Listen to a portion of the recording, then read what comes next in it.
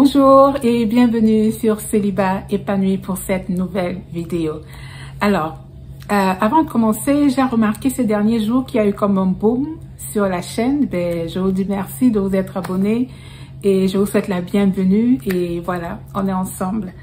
Alors, aujourd'hui, j'ai à cœur de nous exhorter sur l'avantage de laisser le Saint-Esprit nous préparer au mariage. Je dis nous parce que moi également, je suis inclus. Alors, je vais regarder là parce que j'ai pris des notes. J'ai pris des notes pour ne pas me perdre pendant le message.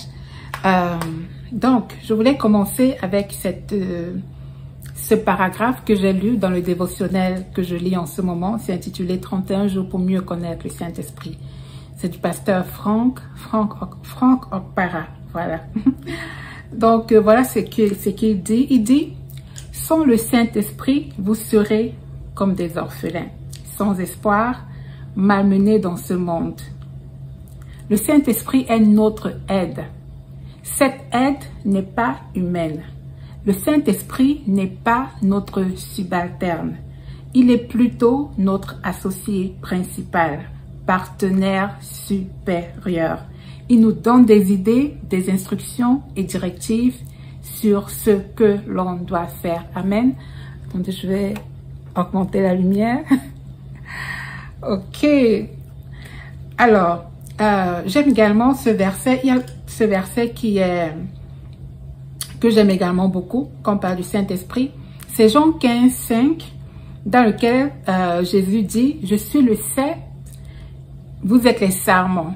Celui qui demeure en moi et en qui je demeure porte beaucoup de fruits. Car sans moi, vous ne pouvez rien faire. » Alors ici, c'était l'image du Saint-Esprit qui allait venir demeurer en nous afin que effectivement nous puissions porter des fruits. Parce que sans le Saint-Esprit, nous ne pouvons pas porter de fruits. Sans le Saint-Esprit, notre vie chrétienne, en fait, ne pourra pas être victorieuse.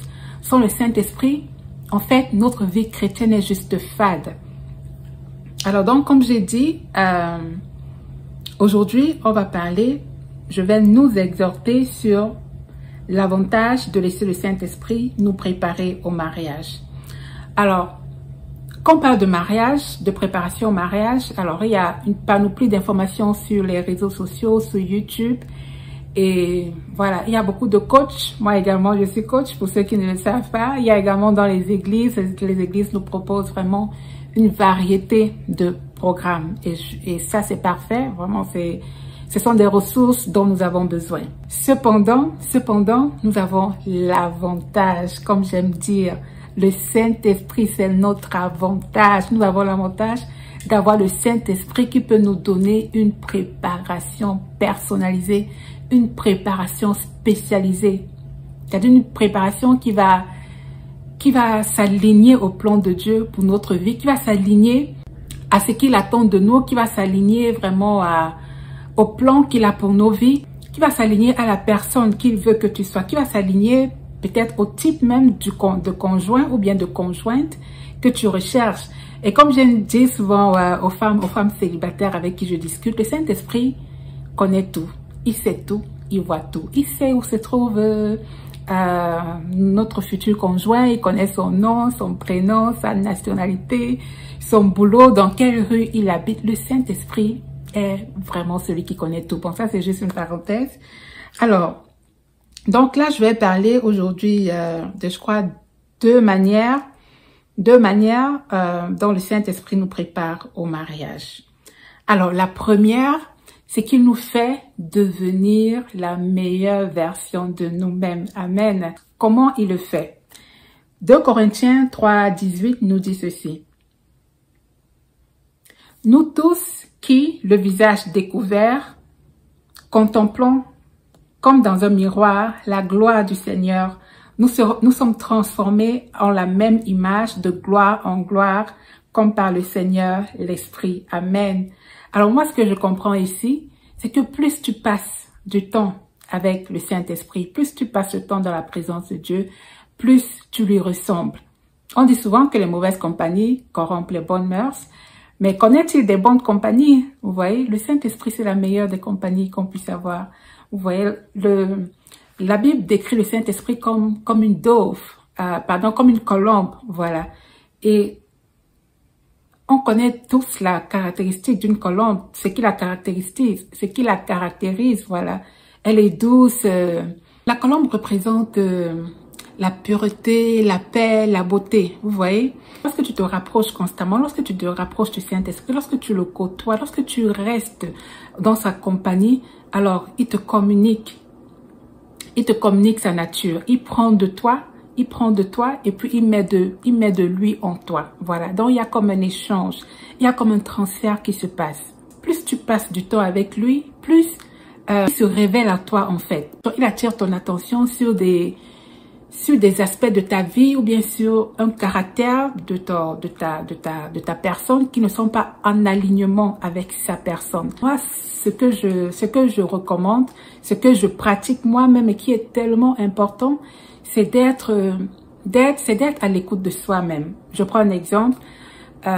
Peut-être en journée, il y a eu quelque chose, il y a eu un événement, ou bien tu as eu, je sais pas, une discussion avec quelqu'un et ça ne s'est pas très bien passé, ou bien il y a des choses que tu aurais voulu dire, que tu n'as pas dites, il y a un comportement que tu aurais souhaité avoir et que tu n'as pas pu avoir. Je t'encourage à ne pas laisser, passer ces moments où vraiment tu n'as pas été la meilleure version de toi-même, tu vois.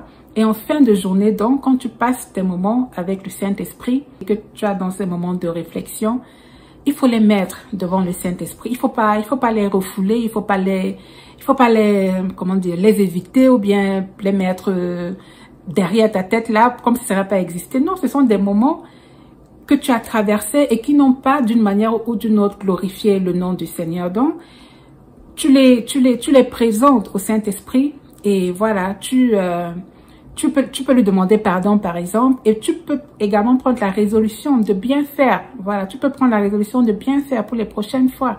Voilà, au lieu de juste passer dessus. Donc, c'est comme ça, c'est ainsi également que la transformation prend lieu.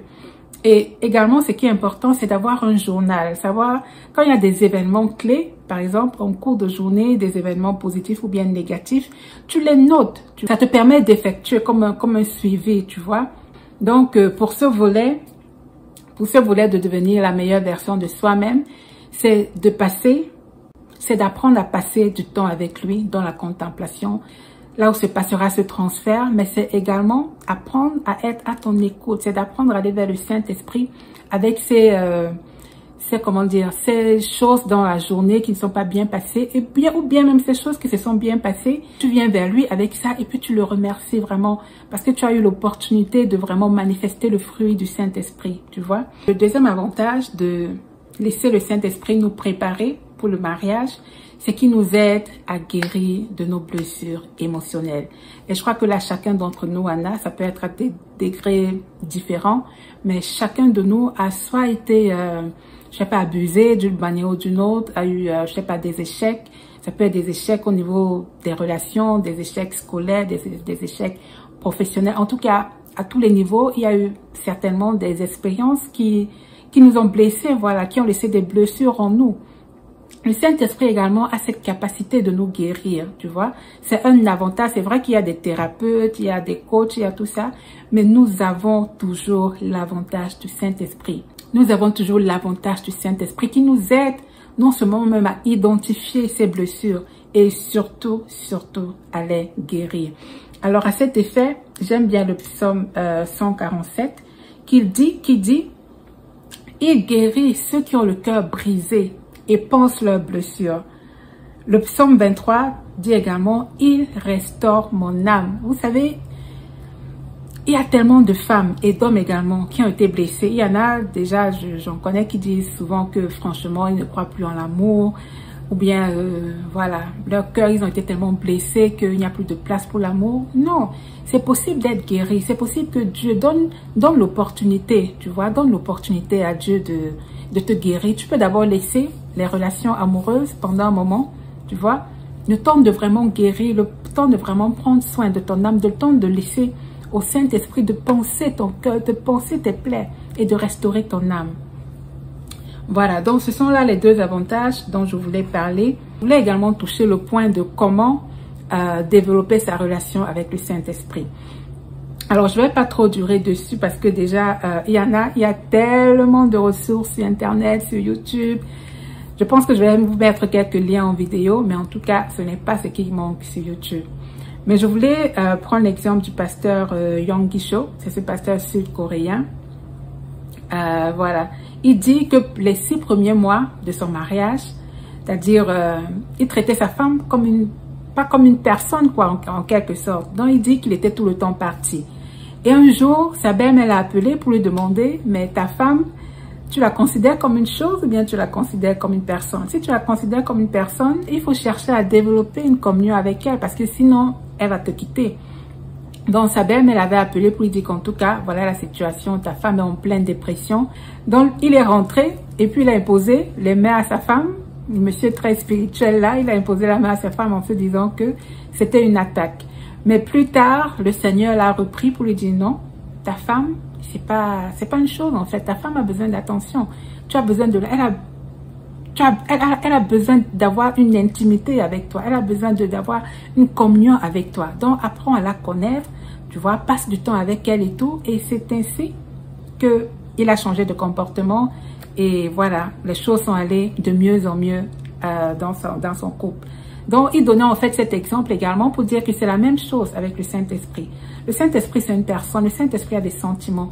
Le Saint-Esprit a également besoin que nous passions des temps de qualité avec lui. Vous voyez? Normalement, quand on comprend que c'est une personne qui a des sentiments, c'est une personne, vraiment, c'est une personne, notre attitude, en tout cas, doit changer. On sait, par exemple, nous les femmes, même les hommes, quand tu viens de connaître quelqu'un, voilà, et que vous êtes en train de cheminer, on voit bien le temps qu'on passe ensemble pour essayer de se connaître.